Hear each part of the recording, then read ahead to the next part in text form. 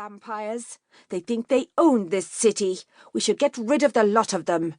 She whirled away and marched off with her heels clicking. I didn't watch her leave. "Should we call D.S. Grace?" the young policeman asked. "He has the night off. I'm on call." I gazed at the man on the plinth.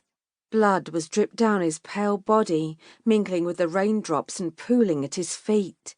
It was hard to judge how much of his own blood he'd lost from his cuts, but he had to be feeling light-headed.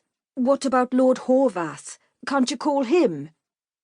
The policeman was well trained enough not to wring his hands and display his anxiety, but it was obvious from the slight tremor in his voice. "There's no point," I said. The focus of our interest spun round on his toes, wobbled, and nearly lost his balance. The watching crowd gasped. "Don't worry about me," he shouted. "I am supernatural. I could fall from the top of the shard and I would recover." He thumped his chest. "I am immortal." No, he wasn't. I sighed again. "Why not? Why can't you call him?" the policeman demanded. "Because that man up there is not a vampire," I said. "He's not even a soup. He's human, which means he is not Lord Horvath's responsibility." I wasn't yet sure whether the plinth's occupant was delusional and genuinely believed he was a vampire, or whether there was more to this. How do you know that?" I pursed my lips. Without wishing to denigrate his appearance, the simple truth is that vampires are more physically attractive and less clumsy than him. And they're not immortal, no matter what people believe. I shook my head. Vampire or not, the man had to be dealt with before matters got out of hand. I straightened my shoulders. The faster I got him down and into the hands of a competent medical professional, the better. Marching up to the base of the plinth, I angled my head upwards. "Hey," I said, "how's it going?" Step back, puny human.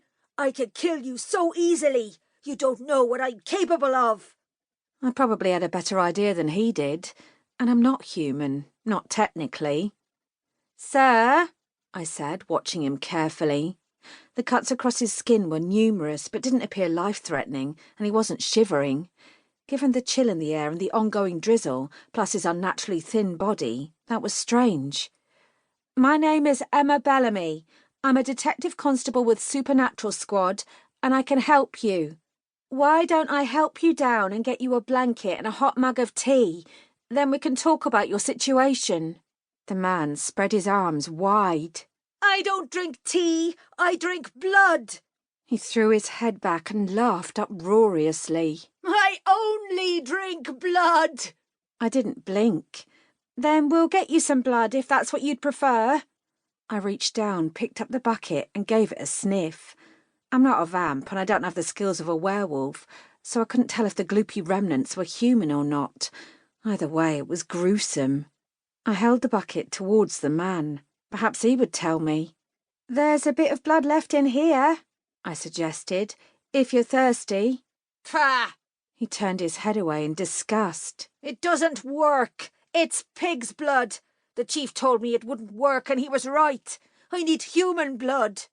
Interesting. "The chief?" I asked. "Who's that?" He didn't seem to hear me, or he didn't want to. I tried a different tack. "What's your name?"